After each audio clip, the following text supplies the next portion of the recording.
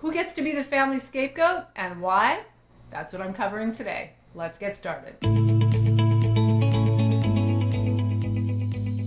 Hey friends, Tammy M. Joyce here, Empowerment Life Coach, creator of the Freedom Class and the Ascension Class. And if you're new to my channel, welcome. Please take a second to say hello and introduce yourself in the comments section below.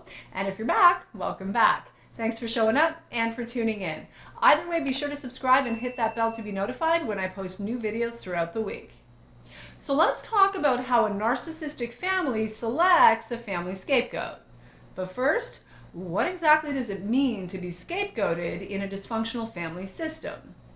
Well, to begin with, the family scapegoat is the person who is unfairly blamed for all the problems in the family. They're also accused of doing and being all the things the narcissistic family members do, have done, and are in reality being. In addition, the family scapegoat is typically the most highly empathic and sensitive member of a dysfunctional family system. And this at least partially explains why the scapegoated person may actually take on some degree of responsibility for the family problems, as well as the unfair and often highly abusive treatment they're subjected to.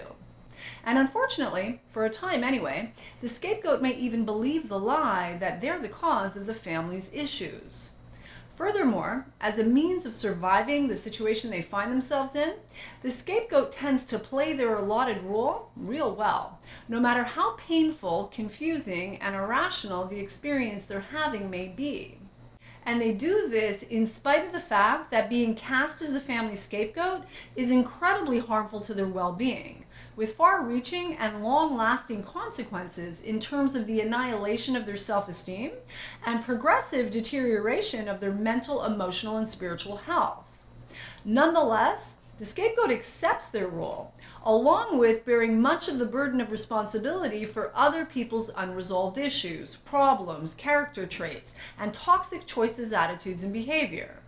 According to the sick family, if it weren't for the scapegoat, everything and everyone would be just fine, perfectly normal, healthy, and much more peaceful and harmonious. And what a load of absolute horse manure that is. In reality, every member of a sick family system acts out their role in order to maintain the family's homeostatic balance at the expense of one element of the system, the family scapegoat. And the idea of scapegoating is nothing new, friends. In fact, it's as old as civilization itself. Scapegoating goes back to ancient times when people practiced public scapegoating.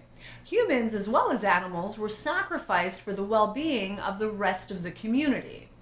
The goal or objective of the scapegoating was a process in which evil forces were embodied in physical form and loaded onto a specific target, which then acted as a vehicle to carry the evil away from the tribe. To be clear, the scapegoat's primary function is to effect a total clearance of all ills that have been infesting a group of people, like, for example, a dysfunctional family who have mountains of unresolved issues they refuse to own, acknowledge, or deal with.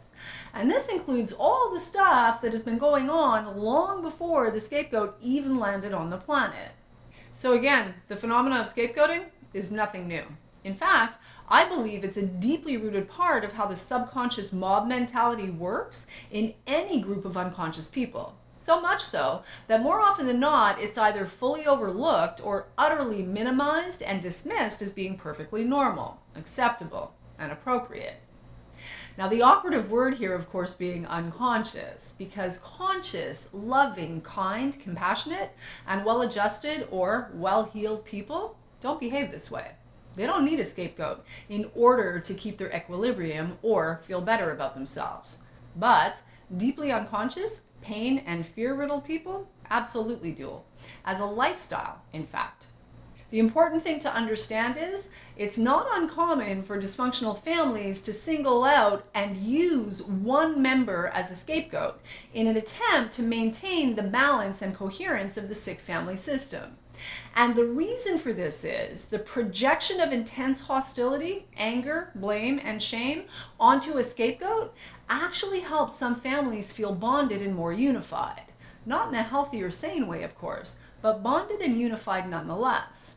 So the scapegoated individual in the sick family system performs the important function of absorbing all the family's fear, insecurity, anxiety, tension, and hostility, which not only provides the family with a sense of solidarity, but also a sense of relief. The more they project onto the scapegoat, the more they are relieved of the burden of the load each individual carries in terms of their own unresolved guilt, shame, pain, wounding, and trauma. As such, the resentment they have towards others as well as each other is transferred onto the scapegoat. And in the case of the scapegoated child, this child is forced to live in an environment where they are quite literally the dumping ground for the family's strife, toxicity, contempt, disdain, and again, unresolved pain. And the net result is the scapegoated child, especially if the scapegoating has been a lifelong pattern, often feels responsible, at least to some degree, for all the family drama and trauma. And this is because parents, caretakers, and others in positions of authority attempt to resolve conflicts between themselves and others by seeing or exaggerating problems in the family member who's been selected as the family scapegoat. Furthermore, a scapegoat is ideally a person who is weaker and smaller, at least mentally and emotionally, but being physically smaller helps too. Therefore, the easiest target for this type of oppression and abuse is a young person, normally a child in the family, often the most vulnerable child, and this is where it all begins. Parents, caretakers, and others in a position of authority or perceived superiority over the child routinely project guilt, shame, and internal conflict onto the scapegoated child in a feeble, maladaptive, and incredibly sick attempt to purge what they cannot see, acknowledge, own, or accept about themselves, as well as the truth of their own lives they'd rather keep hidden. But wait, it gets worse. The scapegoat child is also triangulated into the position of being the burden bearer when it comes to the issues the adults are having in their own relationships. Issues they don't have the strength, courage, or consciousness to face head on and instead project onto the scapegoat. So, as a result, blame shifts onto the scapegoated child while the adults get to sidestep the real issues and conflicts that need to be addressed. And for clarity, triangulation refers to the act of bringing a third person in, even a child, into what should otherwise be the privacy of a conflict-ridden relationship. This results in a diffusion, or more accurately, a cover-up of the real conflict, as the scapegoat is blamed for all the things that in reality have absolutely nothing to do with them. But the parents, caretakers, and or other family members walk away feeling better about themselves. So, mission accomplished. And when I figured this out, realized this is how it works, so many experiences I had growing up finally made so much sense. Not least of which experiences I had with my father and stepmother, who I didn't even live with. But even more so, one particular aunt and uncle who, in my opinion, had way too much access to me when I was a kid. And man, did I serve a number of purposes in all of that for them. And I was a really good target. My primary caretaker was my grandmother, an extremely codependent and, in my view, low-grade covert narcissist, who had little to no ability to protect me in the ways I needed to be protected. With my parents absent, and my grandmother, in my view, emotionally and psychologically blind, in denial, and consumed with seeking the approval of her highly narcissistic adult children, I was left vulnerable and made the perfect target and family scapegoat. And my father's siblings, and not all, but a couple of their spouses, took full advantage of that opportunity. And on that note, let's talk about the selection process when it comes to the dysfunctional family system and the family scapegoat. Who gets chosen and why? Personally, I believe there are two primary components that make us targets. First, as I just said, the degree to which we are vulnerable. And we're vulnerable to the degree that we are neglected, rejected, and outright abandoned, and therefore left unprotected by those whose job it is to be caring for, protecting, and nurturing us. And let's be real, many of us were not adequately cared for, protected, never mind nurtured. And just like pedophiles select and groom the child most abandoned and neglected, most starved for love, attention, and affection, the least likely to speak out for fear of not being believed, scapegoats are selected and targeted for the very same reasons. And scapegoated children make great targets for pedophiles, by the way. But we'll save that one for another video. The second reason we're selected as the family scapegoat is, as I alluded to earlier in the video, our highly empathic nature. Being an empath massively contributes to the selection process in deeply unconscious and sick family systems. The light, sensitivity, and innate personal power we carry, even when we're fully unaware of that personal power, absolutely makes us highly susceptible to be targeted as the family scapegoat. As I said in a recent video on this very subject, the good in you disturbs the demons in them. True story. And if you want to go deeper into this subject, you can watch that video here. 10 signs you're the family scapegoat. It's a good one. As empaths, the degree to which we are able to feel, see, and perceive things for what they are, and not what the generally accepted narrative may be, a trait of all empaths, especially once awakened, this in itself will also make us a target in a dysfunctional family system. This is what contributes to our being singled out and targeted. But of course, there's more to it. Some other often overlooked factors that are crucial in the selection process when it comes to choosing, marginalizing, and otherwise targeting a family scapegoat are the degree to which there is unresolved tension in the family at large, as well as unresolved issues and hostility in the individual family members, and the degree to which the scapegoat represents, reflects, or in any way reminds them of, and therefore triggers the perpetrator's own unresolved issues, their disowned shadow self. This will determine the degree and intensity of the scapegoating abuse. When the unresolved tension and hostility are serious enough, they can't possibly be contained and have to be released, usually coming out sideways and often with great fury.